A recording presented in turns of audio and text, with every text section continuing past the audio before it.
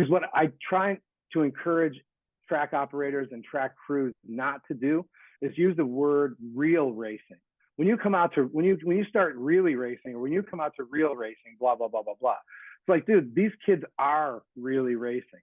From the moment they show up, at least in our flavor of the league, they race on day one, they race the 5 weeks of the league, and the kids, it is a racing league. So the kids want to race. When they're coming around from the finish line back to staging, they're like, when are we going to race? When are we going to race? Is it time to race?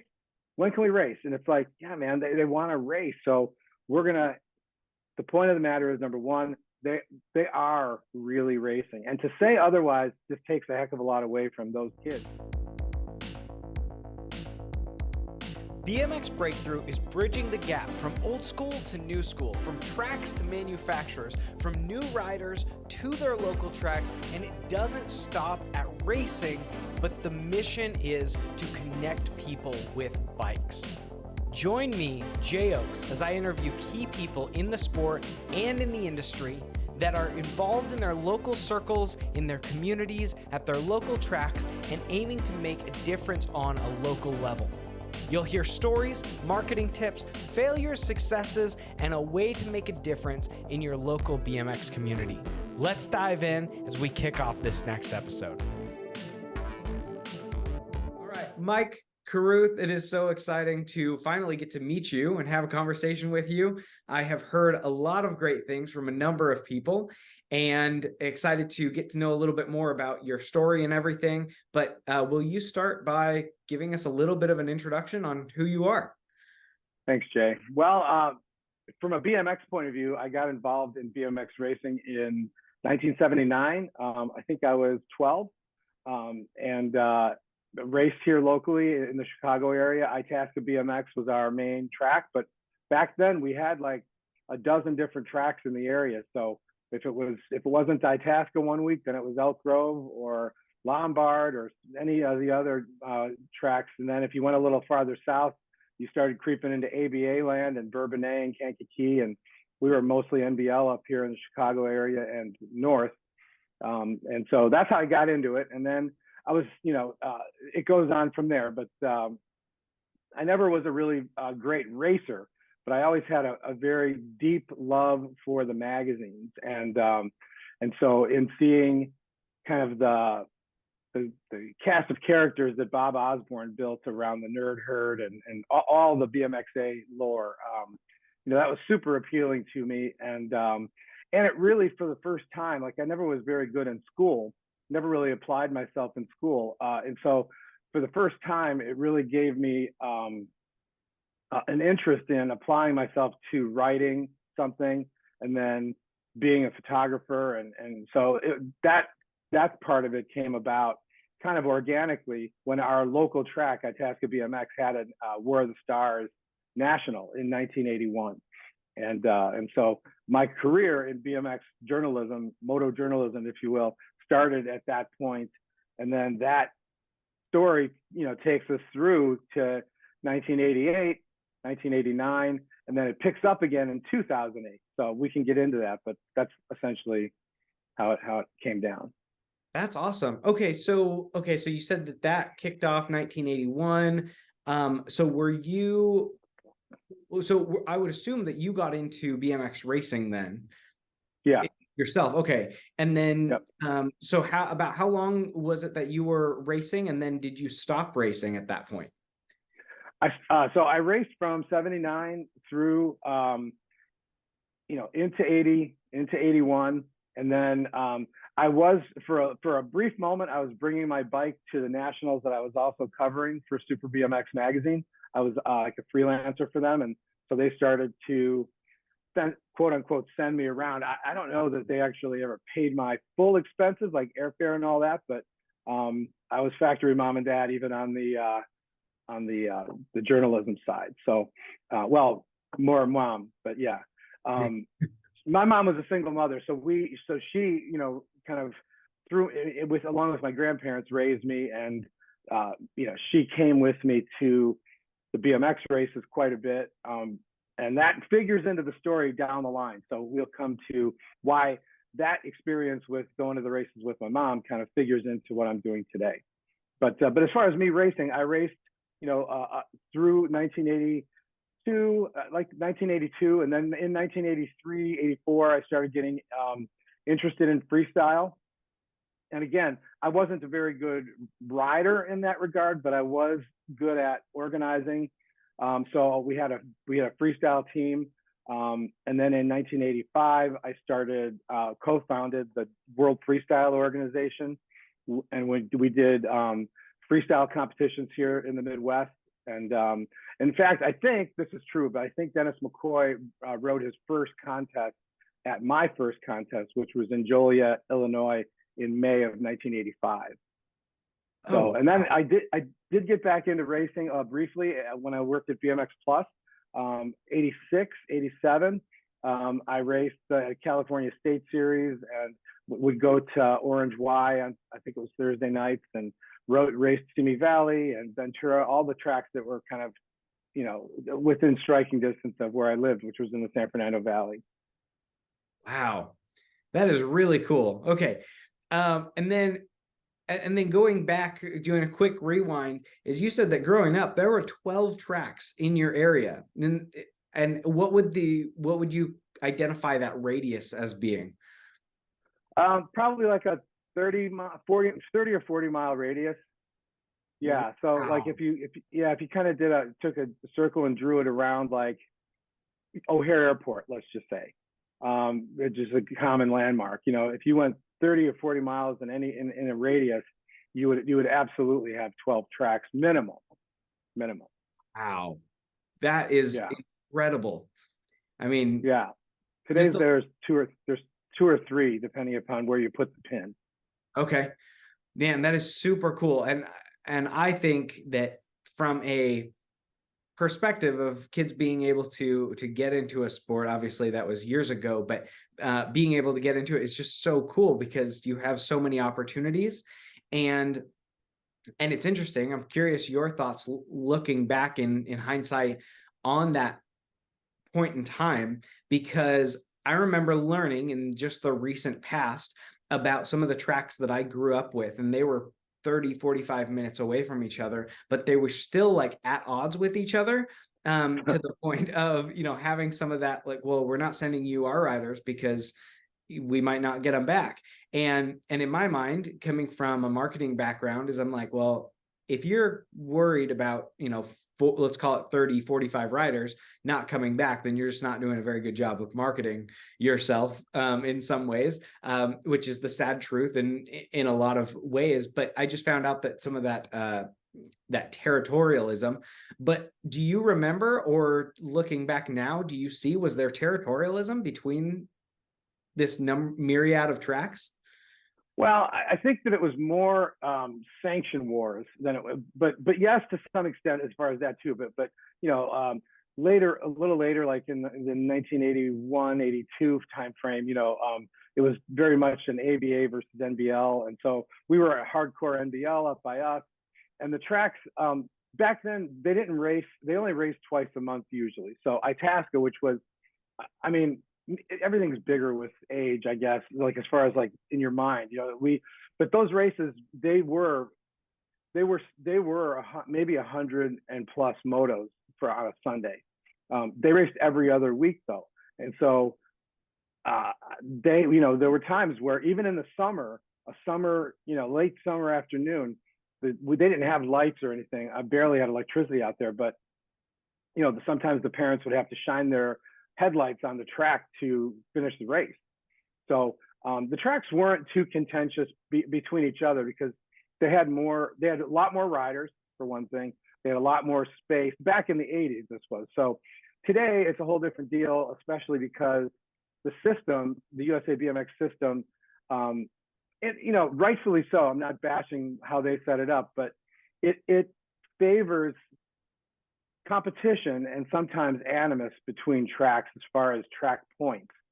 And so by nature, it's good for the sense that the tracks are competing and they're striving to get every last rider.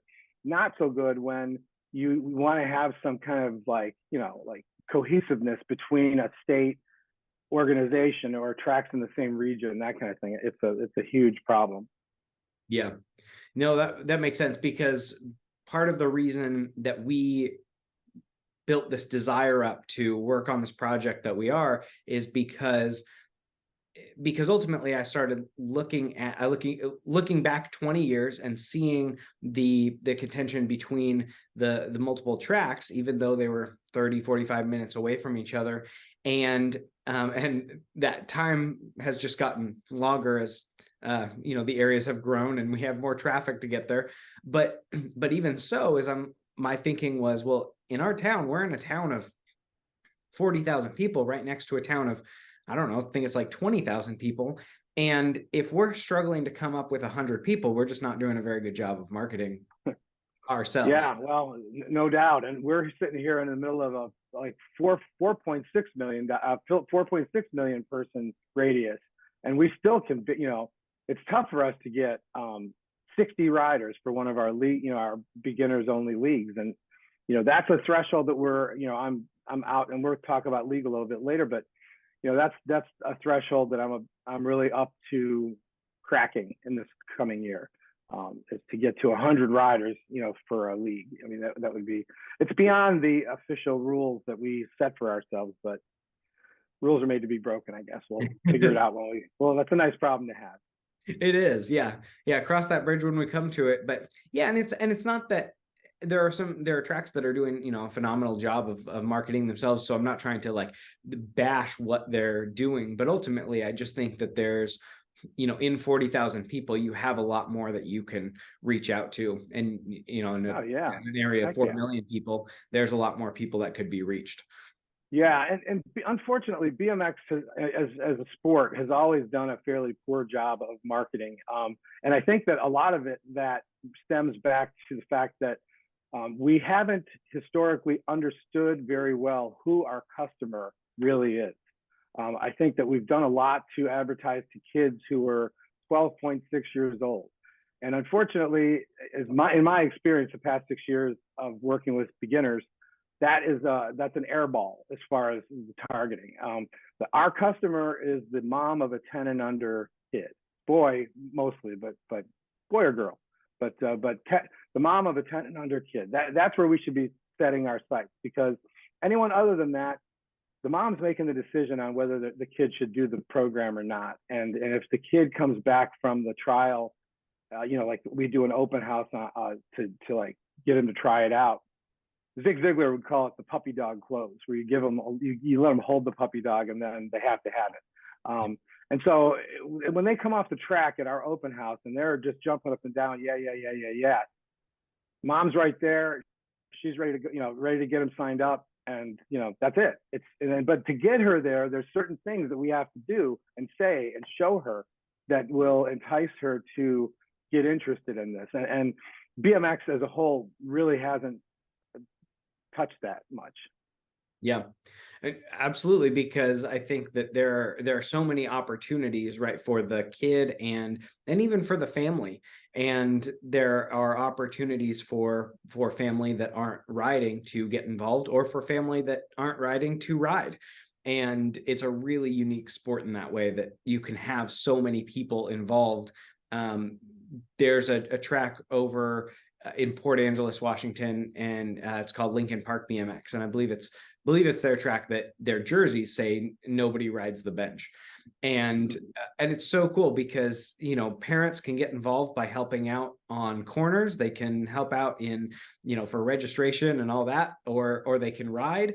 And then sometimes parents will just opt to act as support, and that's an incredible role too. And so it is a sport where you can be, holistically involved in, the whole family can be involved. Absolutely. Yeah. And again, that's the thing that we, in our advertising for our league ad, that we play up quite a bit, which is the family time, the ability to do this if you wanted to, right alongside your kid on the same field of play at the same time. Or you can just be, at the sidelines cheering them on. You can be the pit crew, and we build this story at the open house event to make it that family environment and make it that family time, family situation, family experience.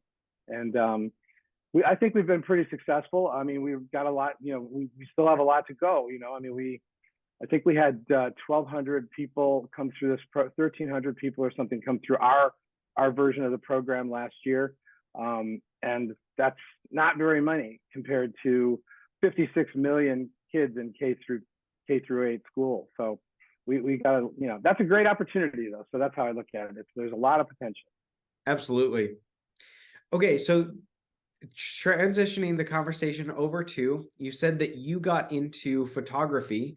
And so when you went from racing, you got into photography. Tell us about that story. So again, I was very interested in the magazines. I'd read BMXA, primarily BMXA, from cover to cover every month, every caption, every little blurb in the back of the magazine, everything, the masthead, you name it. And then to a certain other extent, when I finished that one, if there was still some time left in the month and the new issue hadn't come out yet, BMX Plus, Super BMX, there were some others that were out, like little local newspapers and stuff, but it was like a lot of us, it was primarily BMXA. And so, again, it's like I shoot Nikons to this day for that reason, because of Bob Osborne and him talking about Nikons in the magazine nonstop, and so that's just how it went down. And so I came to my mom's desk and said, hey, the National is going to be in Itasca in a couple of weeks. I'd really like to write a story for the magazine. And she said, well, you should then. And I never really knew it was like that easy. But in fact, that was the thing that was stopping me. It was like, why not? So I did reach out. I think maybe I was too shy, bashful, whatever, to just call Wizard Publications straight away. So I started with number 3. I called Super and talked and, had a conversation with Mike Collins, who was the editor there. And so he, gave me the green light to do the story and photos for the magazine. Unfortunately, I mean, I think I was like 13, 14 or something, and a bad student in school. So my perception of deadlines wasn't yet very developed.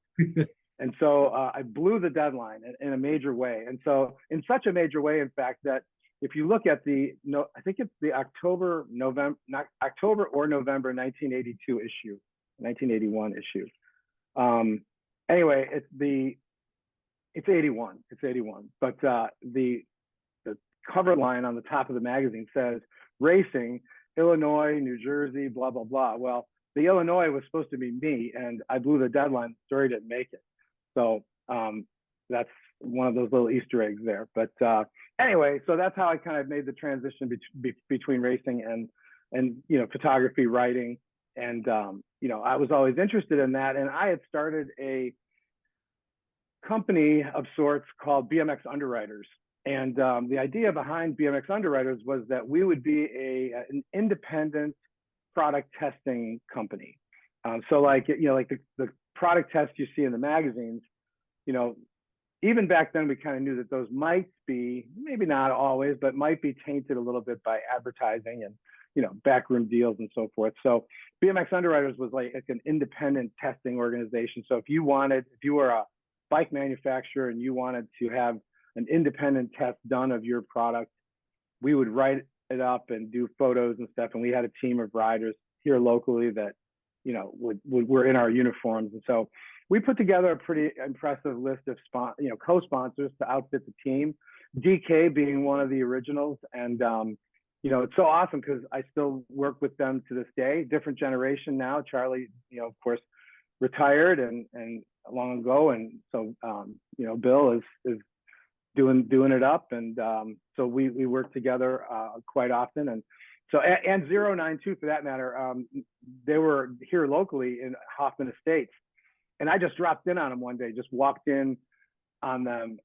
And again, you had no idea like what a factory BMX situation, was. And in this case, it was in 09's case in 1981 or 1982, it was the basement of a dentist's office. And they just had stacks of stickers, number plate covers, and blank number plates and numbers stacked to the ceiling. And they had like a couple people in the middle punching them out and sticking them down and then putting them in the package. So that was what 09 was back then. But then they had a lot of really great success, and you know, I was part of the little cast of characters around that for a brief moment because I was local. So that's a big filibuster to say just a few things, but no, that's fantastic. That is so cool to get the perspective of somebody walking in. I also and seeing the factory, the inner workings, which, you know, as we all know, like you get to a certain point where, you know, if you have this like high reverence for somebody and then you meet them, you start to, the closer you get, the more that you find out that they just have flaws like the rest of us. And they're not this, you know, perfect human, or these businesses that you can walk into and you're like, wow, it's just crazy. And then you go in and you see that, oh, it's just like a production line. And yeah. I mean, and they were, you know, Owen Shetman, who's the owner of 09, you know, super welcoming of me to come in. And, you know, he was kind of saw, I think in me, like a little bit of like what got him started. So he was a mentor to me from day one, you know, and always welcomed me into the space with, you know, with products and jerseys and, you know, like anything I wanted. And then not too long after that, you know, his mom and dad, Lorraine and Harold, got involved in doing the 09 apparel, which was a great line of racing pants and jerseys and stuff. And then his brother Kevin got involved, and he did all the marketing side and the design. And, you know, so Kevin and Owen are sort of back into it today. And I just saw Kevin out at a race in the summer, and it was 35 years since I had last seen him. So it was really cool to see him again and start to see some of the old faces back in the sport we all love. that's cool. I think I've had 2 or 3 good conversations with Kevin, and I always enjoy having conversations with that guy. Just the way that his mind works, and he's like his attention to detail in the design of his work and everything. Yeah. Well, he went on to, you know, leave the bike industry and become a really very successful fashion designer in New York. And then, you know, like so many of us, came back to this again, and sort of beckons, and he still does his fashion side of things too. But, you know, he's taking his skills in the fashion world and applying them to a new era of 09 apparel products. Yeah, which is really cool. I had a conversation with him in Tulsa, and we talked about, you know, some things that they had done in the past, and I still, like, I just admire their gear, the colors that they utilize and the way that it's designed and everything. And then we got, I mean, this is a side conversation, but got a picture of Clay Anselmo. Either my wife or I did. I believe it was my wife at Dirty Fest out in Temecula in 23. And got this picture of Clay with all of his 09 gear, and the way that the sun is hitting his helmet, the visor of his helmet. It's just such a cool shot. And I got to show that to Kevin, and he absolutely loved it. I sent it over his way, and yeah, very cool. Well, okay, so then you referenced 2008. So what was it that happened? What turned and what happened in 2008?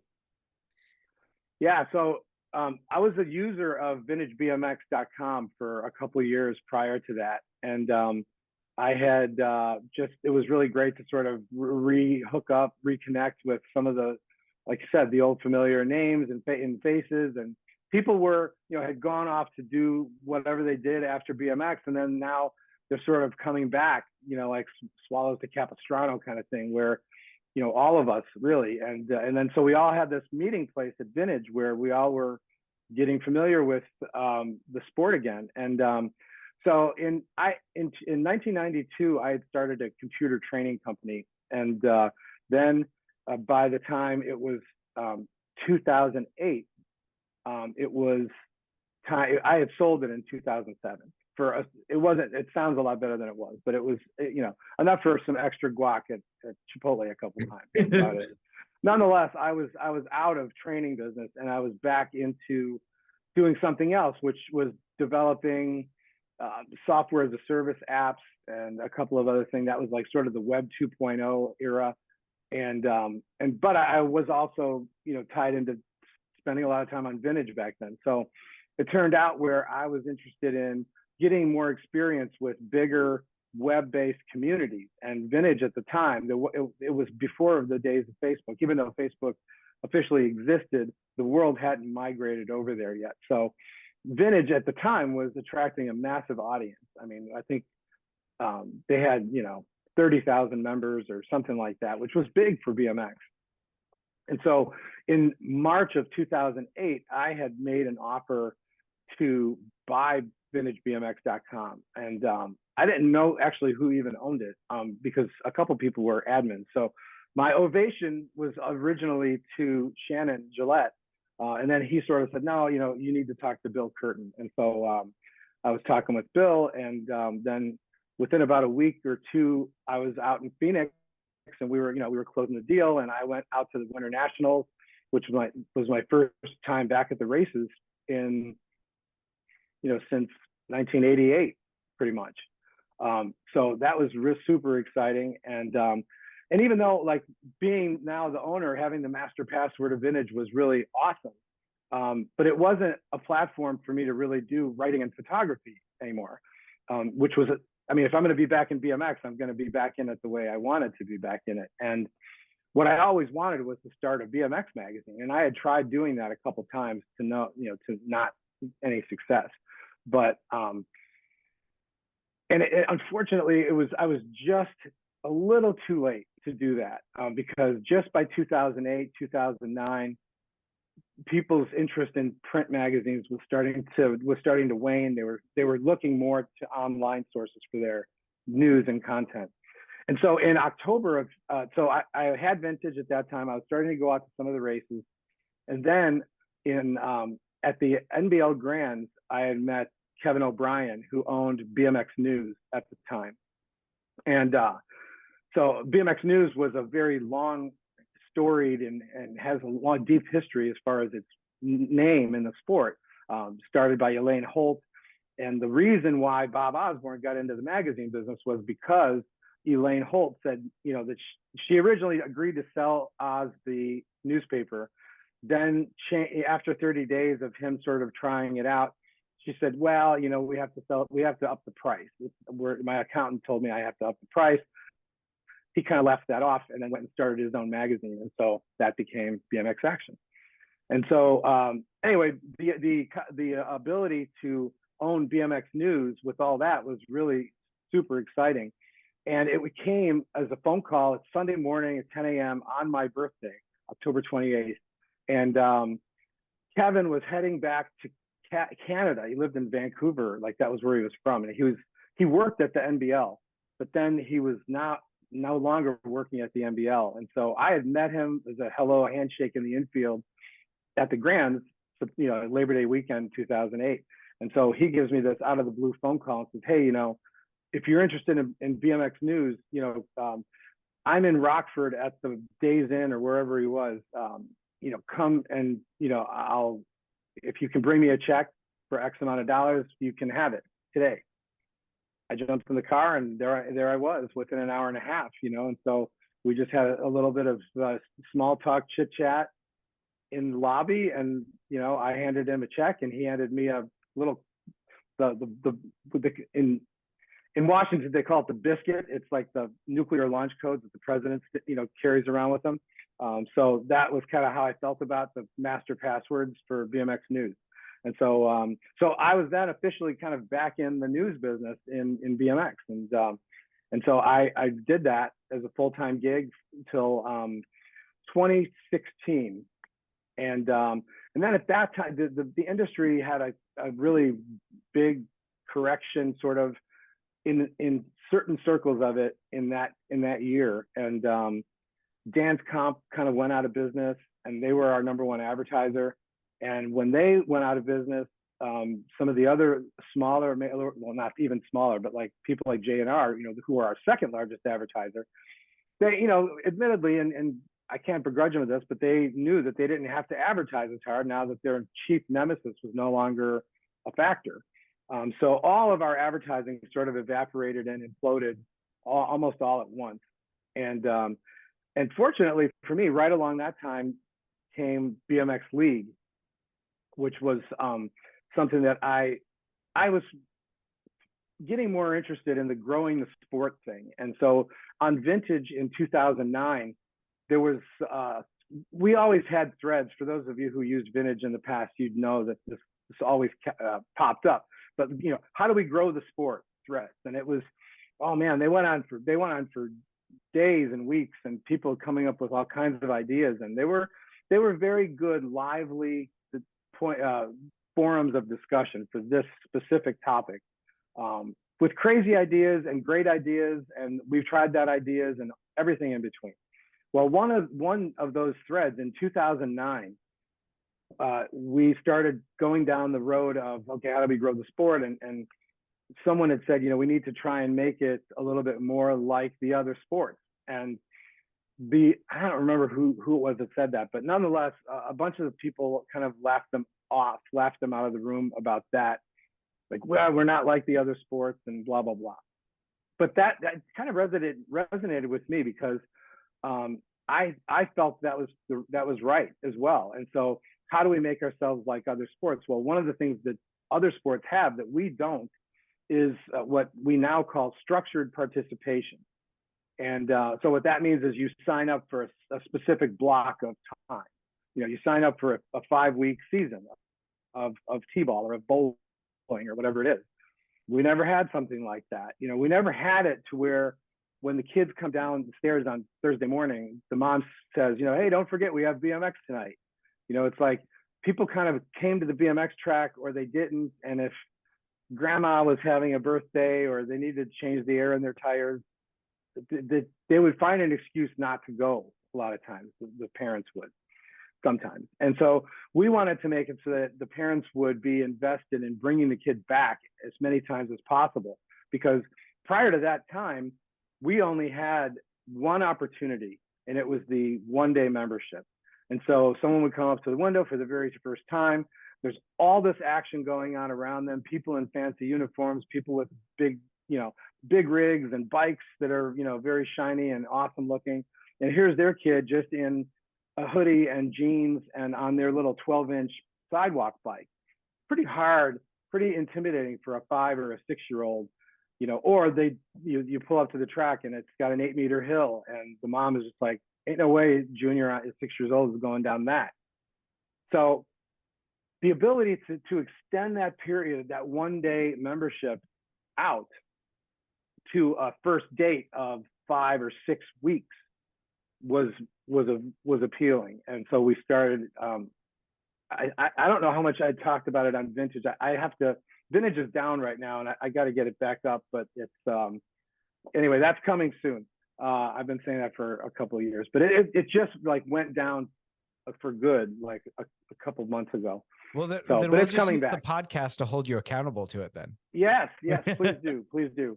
So anyway, I'm sorry that I went on a rant there, but that was kind of the genesis of that, how I got back into it. No, that's fantastic. That was really helpful, and it covered so much of that story. So to tie into the first episode that I had was with Donny Robinson, and you guys have worked together on this. So now that you explained a little bit of the story of how you started seeing this BMX League, will you give us a little bit of backstory on how you and Donny met and started working together? Yeah, that's a really great story. I don't know if he went into it in the podcast, but I'll take it from there. So from 2009 to 2014, I had been sort of outlining this program in very, very strict detail, everything down to the music that we would play, down to everything. It was a 10-week program when in its first conception. Wow. And so in 2014, I was going from the Rockford National was happening. So I was there. That's like a local national for me.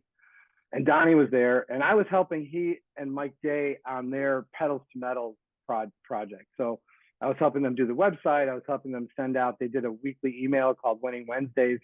So I was working with those guys. And so Donny and I had struck up a friendship, and we had, he's like, yeah, you know, I'm going to come to Rockford, and then we'll go to South Park the following week. We'll just drive out to Pittsburgh, and then I'll fly out of Chicago the following week, you know? And so that's what we did. And on the way, so I had 8 hours. And so leading up to that, from 2009 to 2014, I had been sort of talking this idea around. So I had talked it around.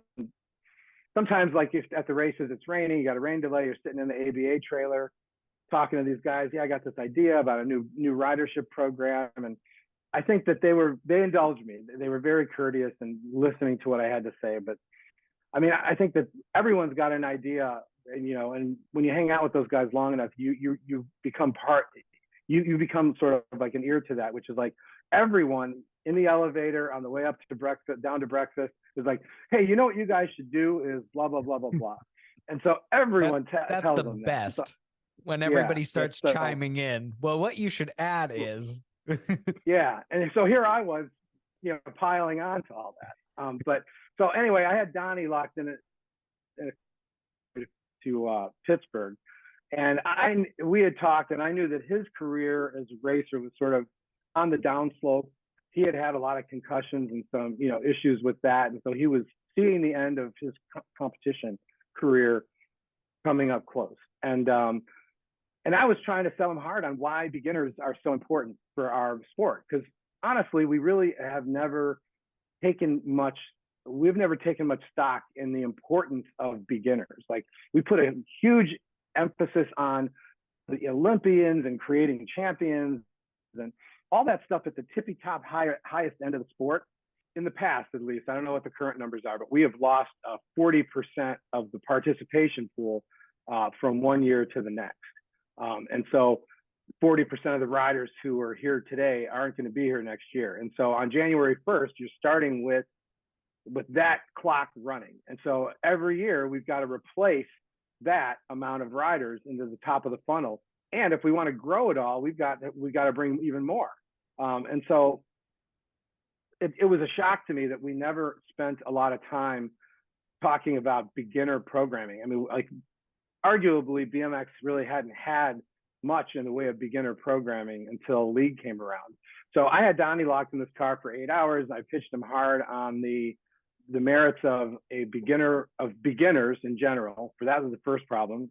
And then this, oh, hey, by the way, I happen to have this program that I've been talking to people about for a few years, and blah, blah, blah, blah, blah. So he and I kept that conversation going for like the next 18 months. And finally, on one call, he called me out of the blue, and he's like, you know what? I'm tired of talking about it. I want to do this. I want to go ahead and do this league program. And you know, what's it gonna, you know, what's it gonna take, you know? And so he didn't like the fact that it was 10 weeks and really wanted it to be more like 5 weeks. And it is today. It is 5 weeks. And and he was right. It is a commitment, but it's not such a long commitment that almost any family could commit to 5 weeks, $149. And you know, that $149 is all inclusive, and it includes their league jersey, a number plate that we give them. That's sort of it's a personalized number plate. And if you're an old schooler, you'll recognize this format from the old days. Like when you joined ABA, you used to get a plate that looked very much like this in the mail. And so we sort of, as a homage, made it look much like that. That's cool. So another, you also, as part of your league tuition, you get a loaner equipment if you need it at many tracks, not every track, but you get loaner bike and helmet if you need it. You get a season end award and pizza party. And so, and 5 weeks, yes, the main course, of course, is 5 weeks of instruction and racing. So the first part of the session is instruction. We don't call it coaching. As I noted earlier, I've spent a lot of time coming up with these very granular points to this recipe of what league is.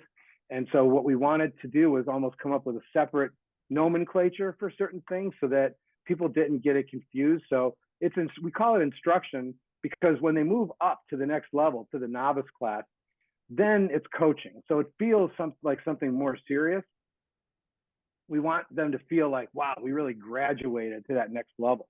And so we call it in league, we call it instruction. We call their signing up, we call that an enrollment versus an entry. And so there's slightly different terminology from one program to the next. And so we call everything else in BMX that's not league we call it open racing.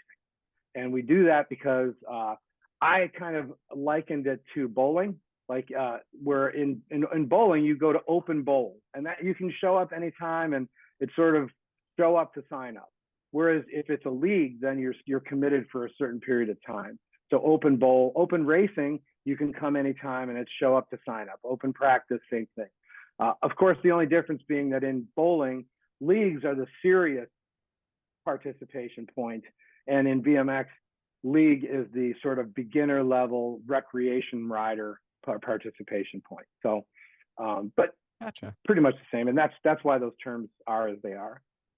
I love that. So I am very intentional. I think that words carry a lot of meaning and a lot of subconscious meaning.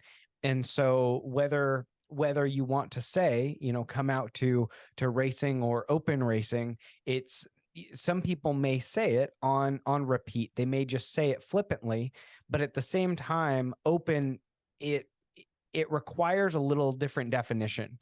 Or racing in its own regard. And I like that enrollment. Like I'm actually enrolling in this program, which is much like a college course. You would enroll, you wouldn't just enter.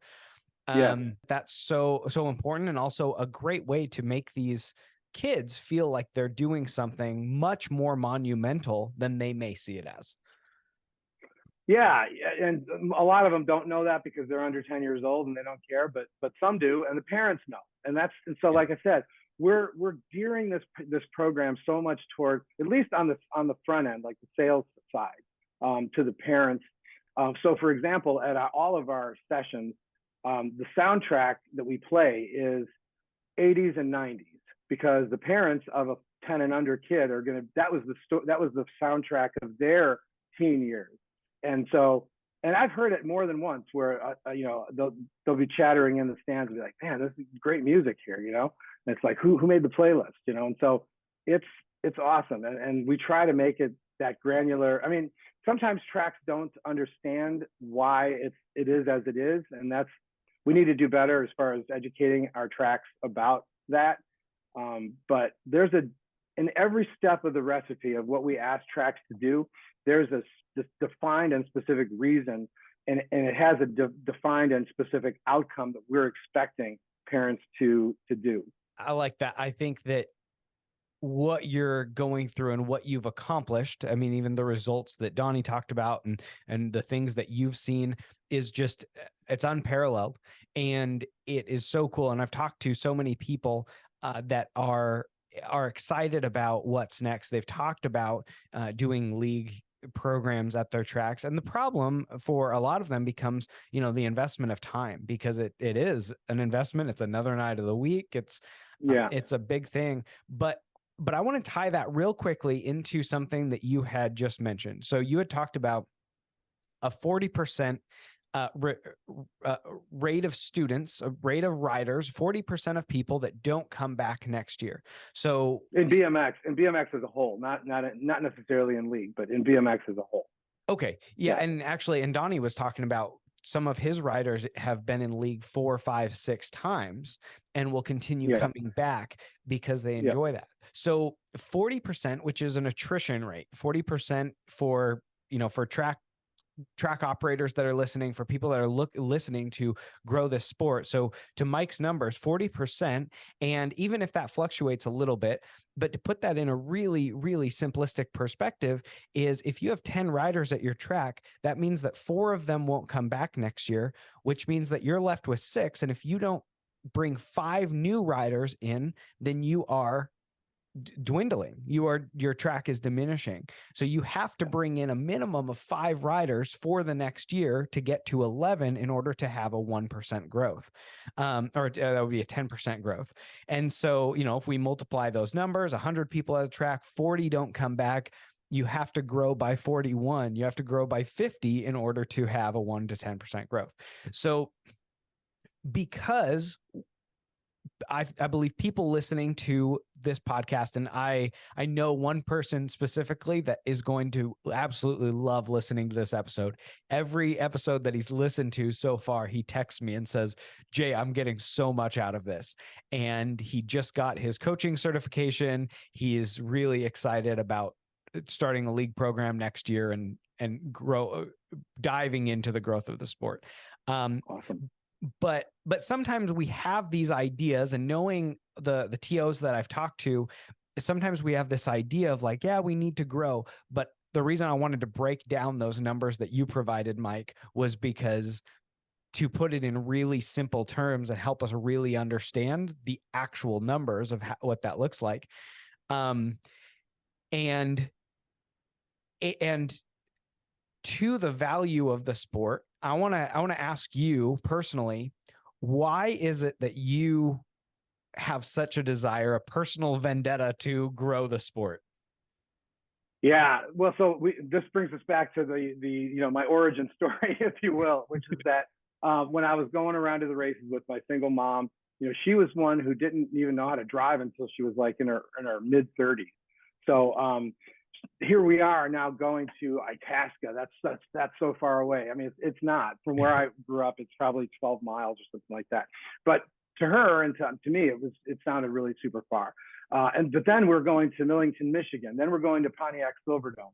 Then we're flying out to Knott's Berry Farm race. Then we're going to Memphis. And so that was a time when and Bob Osborne himself said this, almost the same thing, what I'm about to say, in an interview that he did with Eamon, which is he's a journalist as well. This is up on SoundCloud.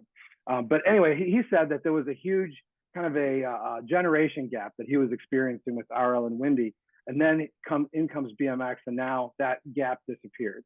And that was the same thing for me. It was like, my mother and I'm a rebellious teen boy, wanting to push the limits and stuff, and she was.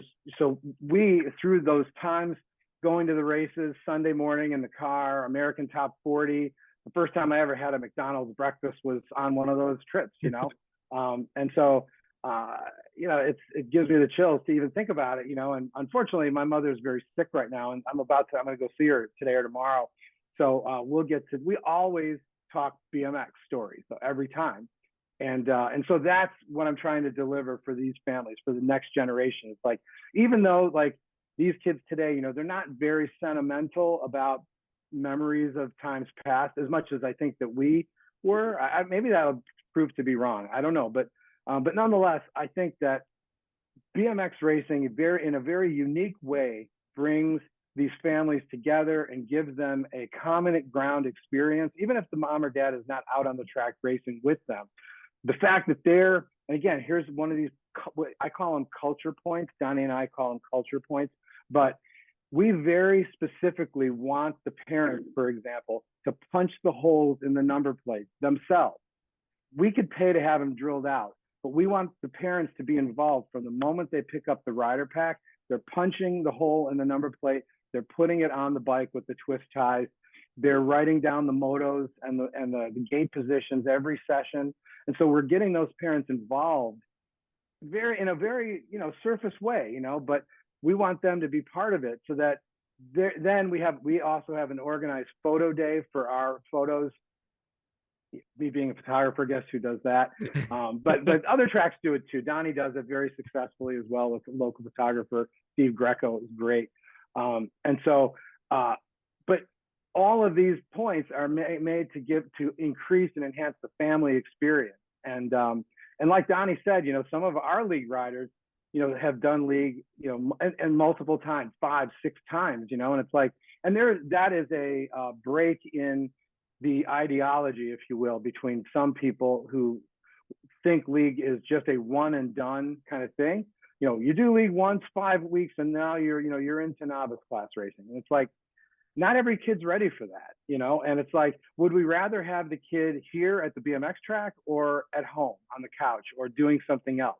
It's like, if he's yeah, we can coerce him into novice class racing, and the chances are pretty good that he'll bounce off like all the other candidates that we've had come out and fill out one-day forms over the years. So 5 weeks, yeah, that's a good long time for you as a track operator and a track crew to give them that first date experience for those 5 weeks. Bring them along and coach them along into what BMX is. We promote it as a more gentle on-ramp to the sport than just, you're coming out to the track, we're going to point to the motorboards and point to staging and say, okay, champ, go get them. And then that's about it, and that was my experience when I brought my son out to the track for the first time when he was 5. Even though I had been in BMX for a long time and I had been in the industry and all that.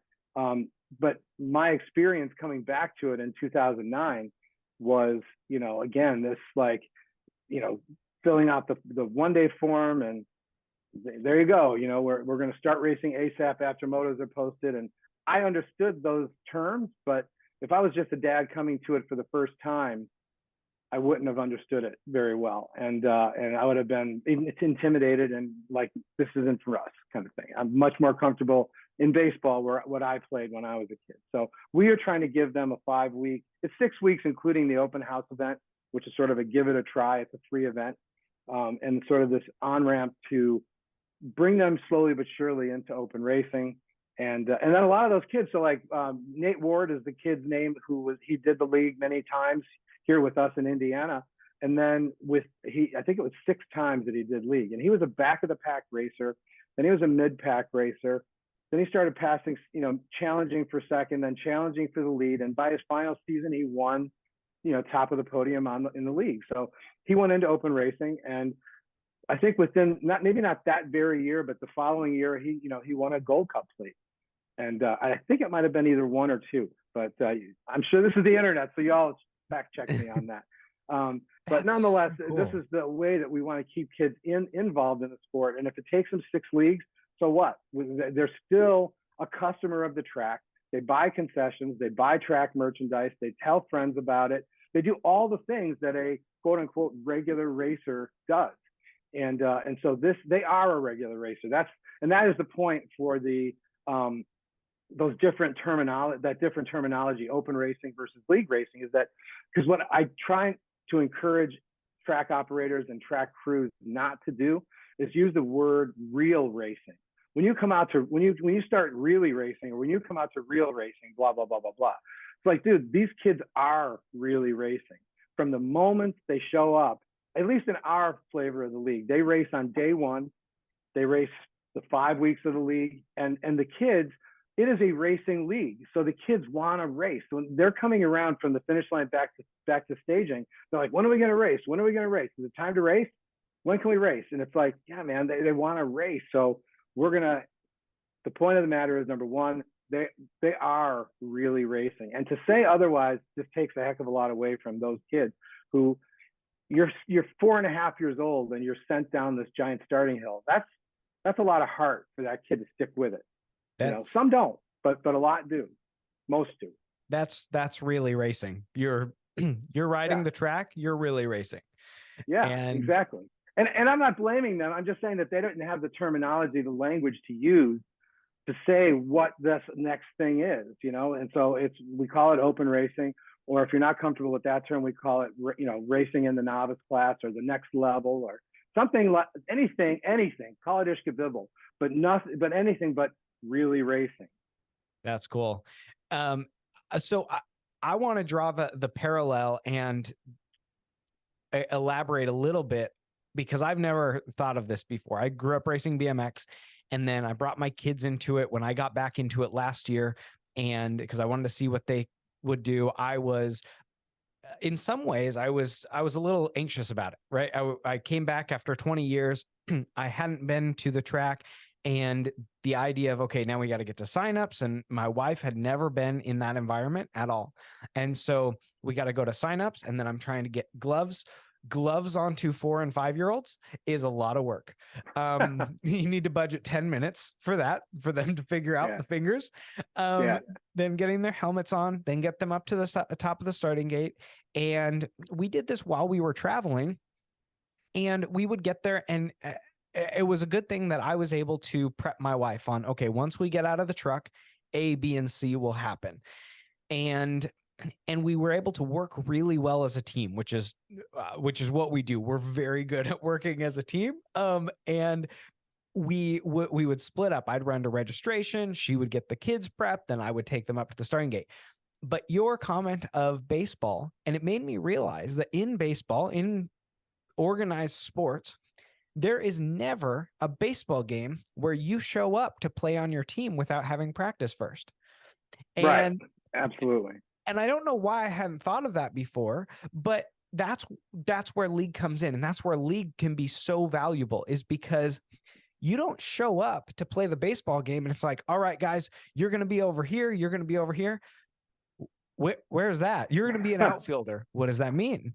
Yeah. And if we look at the history of, 4 to 9-year-olds playing baseball, you tell them that they're in outfield and half the time they're still disoriented on what that means, left, right. Yeah. And so, as a kid, I remember playing baseball, and center outfield was the best place to be because I knew which side that was on, and it was in the middle. Yeah. Right. But for kids to come in, and I had this experience over the summer, and I was at this track, and I won't say who it is because it's the least hospitable track that I have been to. In the last 2 years, I think I've been to 35 different tracks, and it is the least hospitable track. It has been year over year. And it's unfortunate because I'm up at the starting hill and we are already through we're almost into expert motos. And this dad comes up there with his kid and he's like, yeah, it's our first time or second time. It was very new. And I said, oh, cool. Well, did you grow up racing? He goes, I've never been out to a track ever in my entire life. And I said, oh, cool. Well, how did you hear about it? And because that's the story I want to know. And for marketing purposes, that's how we replicate. How did you find out? Yeah. So I'm asking him and he goes, oh, we heard about it. And I can't remember the exact story, but he's telling me, and he goes, yeah, we came up here. I'm hoping that we can get him racing because I don't know when his race is supposed to be. He didn't know the terminology of moto. He didn't know when he was supposed to be there. And unfortunately, this kid had missed his first moto. And so then I said, okay, well, so did I, by the way. Oh, okay. I missed my first moto ever in 1979 with the single mom for the same reason. I missed my first moto ever. Okay. Yep. Yeah. Yep. And I just felt bad for him because this kid came out to race, and in some ways he probably won't know, but in my mind, now he's only getting 2 races, or if they were actually doing transfer racing, which I'm not a huge fan of on local race nights, then he gets 1 race. And it's tough because all this kid wants to do is ride his bike, and nothing else matters to him. He doesn't care probably if he wins. He doesn't care how he just wants to ride his bike more. And so then I also felt like, okay, well, that's discouraging because then this dad is going to feel like, well, we came all the way out here and you didn't really help us get to the gate on time, or tell us when we found out or when we signed up that, hey, this is how things will go. As soon as the flag lap is over, make sure that you're over at the bottom of the hill to be called up. And so to your point of BMX League, I absolutely love what you and Donny have created. And I was unfamiliar with it until really earlier this year when I met Donny and started talking and diving into more of what the program was, and realizing that there's so much value to kids being able to learn in an environment where everybody else, or even adults for that matter, to be able to learn in an environment where nobody's at an elevated level. You're not having to deal with experts flying past you. 17 to 20-year-olds are fast. Yeah. And for a kid who's swerving all over the track and can't figure out, most of the time the experts can go around them and can figure that out. But those kids they're just learning. So to be on their own track per se, just a phenomenal opportunity that you guys have created. Thanks for saying that. And thanks for, for believing in it, because, we obviously our goal is to grow the sport, as cliche as that is now. But it is true that still the singular, mission when I wake up every morning is to do that, is to grow the sport. And, and give to kids and families the things that I think almost every person that we would come in contact with would agree is, something that is a highly enriching experience for their family, for their, like growth, and like understanding of like, gosh, through BMX, like flew all over the world, traveled to different places, got stranded, with flat tires outside of East Chicago, Indiana, in midnight. And so lots of those weird stories, but it's like those are all in aid of, and I see it happen. That's the thing that's so rewarding, is that I see kids that were in our very first league in 2016. So my first league was in November, just around this time, almost to the day, 2016, and Donny did his a month before. But to see kids that are still involved 7 years later, they're still racing. They're now, and in fact, I think one of the national #1 girl this year started in league. So she, not here, but in DeSoto, I think in fact was the case. I might be wrong. If I'm wrong, I apologize, but I think that's the case. So to see those kids and those families, embrace the sport and then become the volunteers who then, get involved. So to those track operators who would say, it's just another night at the track, I can't really do it. I get it 100%. Maybe think about if your Tuesday night race night is 5 motos or something like that, what if we could bring you 10 motos of beginners? Is it worth trying it out for a little while? And taking a momentary pause for the cause for your current riders, because we do race. This is a separate program. So open racing, it happens on its own. League racing happens on its own, and never the twain shall meet. Until those league riders move into open racing, and then we have a what's next orientation that takes those families through those first steps into open racing. And the last thing we want is to leave those families on their own. We want them to be mentored and sit with, people that they know, that they've seen in league, pit and sit together and sort of make a little camaraderie about it. So sometimes we'll create a track team that accomplishes that, where there's a track team that'll help to mentor them. Other times, some of our track operators, and very astutely don't like the idea of BMX teams because they do tend to sow drama into the program. And so I 100% go along with that too sometimes, but there's different flavors for different parts of the country. But the point of the matter is that it's, we really want to try and keep them here with us and not going somewhere else. Yeah. Which I agree with. I just think that's so helpful, so cool. And the idea of keeping kids away from, in my mind, keeping them away from the pressure of open racing and really open too much too fast is my concern. Because I was talking to a dad, I think it was 2 weeks ago, and I was talking to him at a track, and he was talking about his 13-year-old wanting to progress. And there's the difference of at 13, his son was pushing him. He wasn't pushing his son. So his son was saying, I want to go race more. I want to ride more. I want to get to more races. I want to get to some bigger races. That's okay. I have a lot of people that ask me about why aren't you taking your kids to the state races? Because this year I took them to 2 that were our local tracks, but then any of the other ones that I went to, it was just me and my dad. And we would go and people would ask, well, why aren't the kids there? And I've mentioned this before to a number of different people, but I've said, well, because they don't see any difference between that race or a local race. And in a lot of ways, the local race, the hour and a half concentration of racing is way more fun than 8 hours. And from the parent point of view, my wife and I aren't chasing them around just trying to keep them energized and from bonking all day. Yeah, 100%.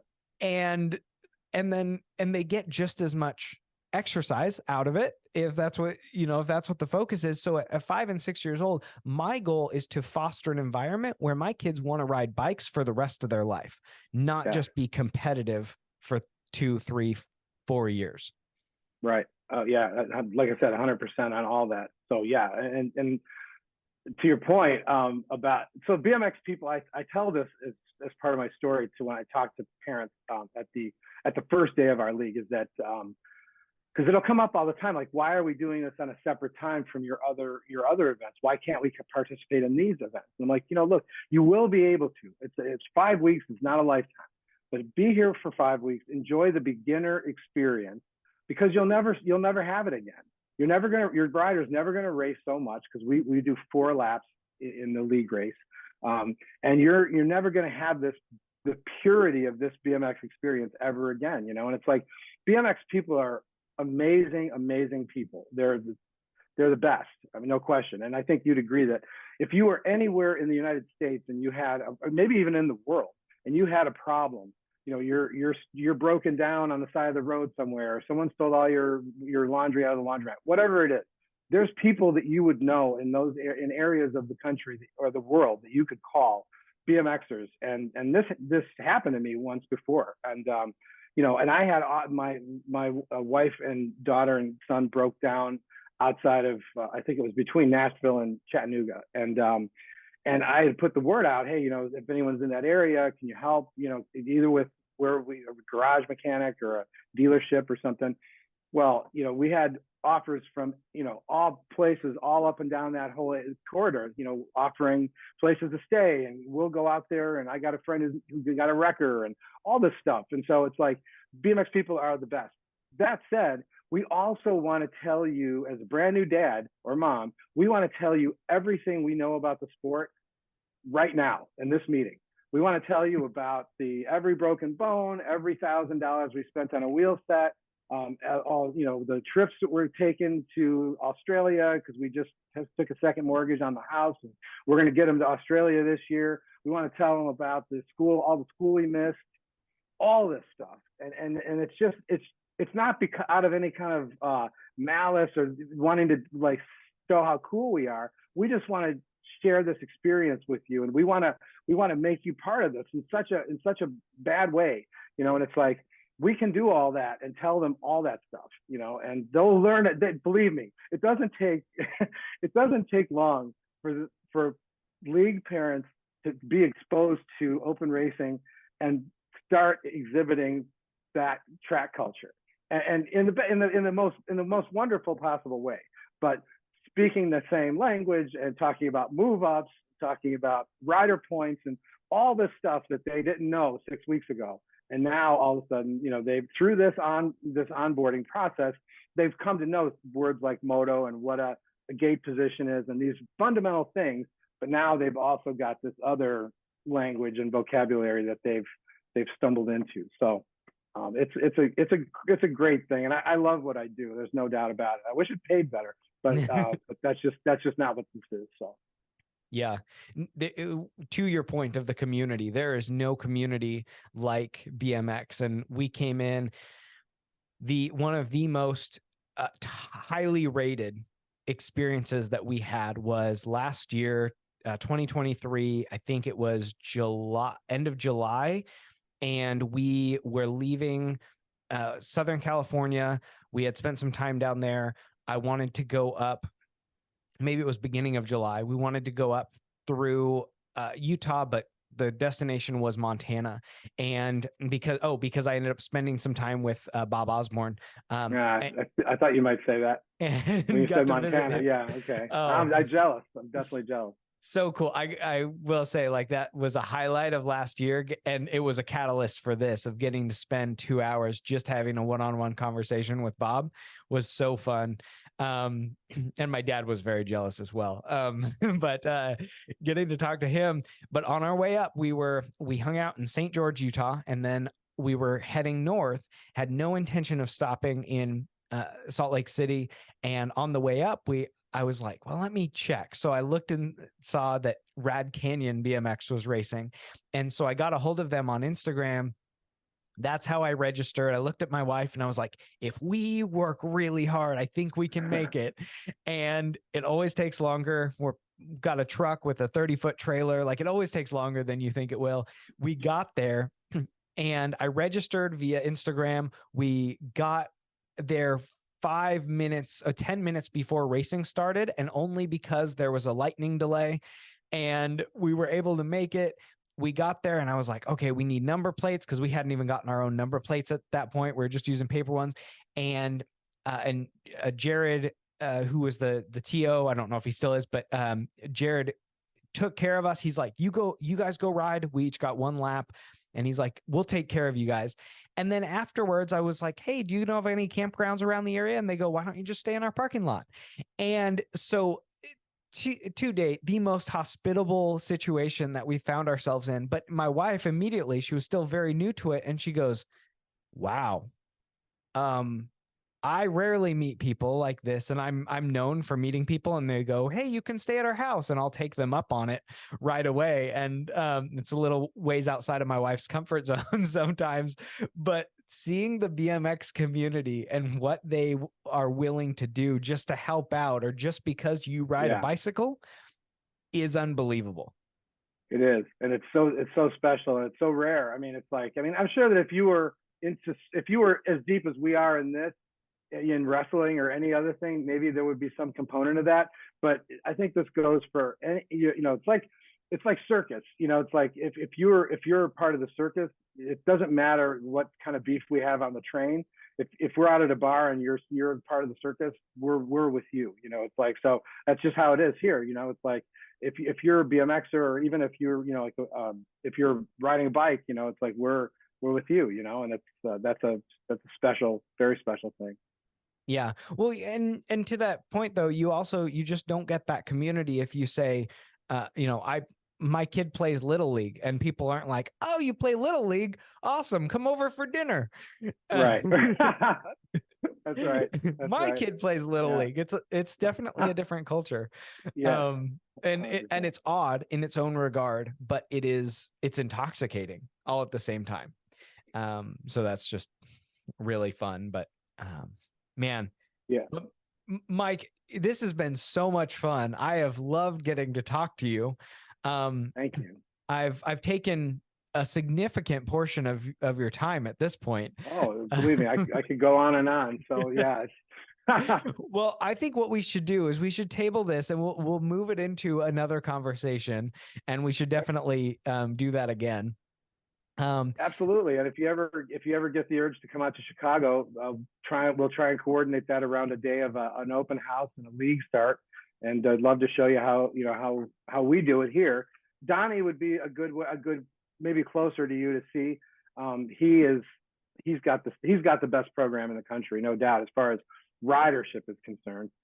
He's got 140 riders in 2 different sessions on a Sunday. So he's the one that we're all looking to chase. So he was ahead on the track. Now he's ahead on, he's not ahead on the track in a different way. So that's cool.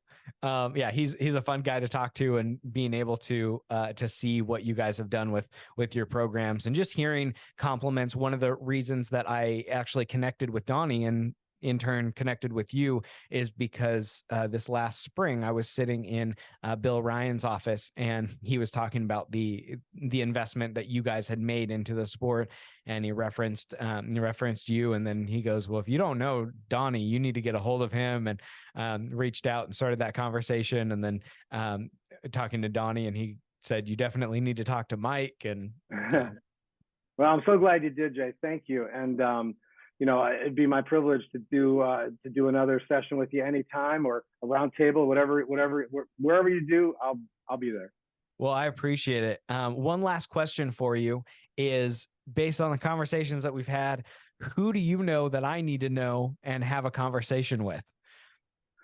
I would say there's 2 people that I would love to see interviewed in some way or another. One is Paul DePau in Rock Island, East Moline, Illinois. He's he's got it all going on, and he's the only person in the United States that's running actually, I think AVA is doing it now down in Tulsa, but Paul is running an indoor on concrete with wooden jumps, like throwback series. And he does it in December in Rock Island, Illinois, and he does it in January or February in Iowa. And so he'd be a great one. And he runs East Moline BMX during the summer. So he's year-round BMX, and he owns a BMX bike shop, and he's been doing BMX, I think, nonstop since the 80s. So he'd be a great one to talk to. And Jackie Altizer, who runs our local track here in Indiana, Steel Wheels BMX, she's great. So all track operators could definitely give you an amazing insight into things. But what Jackie's done is so awesome in the sense that she has kept 2 tracks running nonstop for 21 years.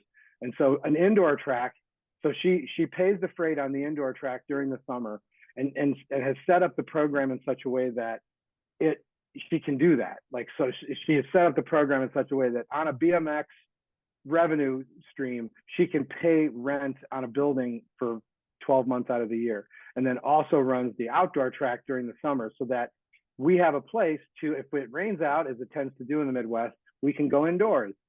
Or like we just did, it got cold a little bit earlier this year, or the weather was funky or whatever.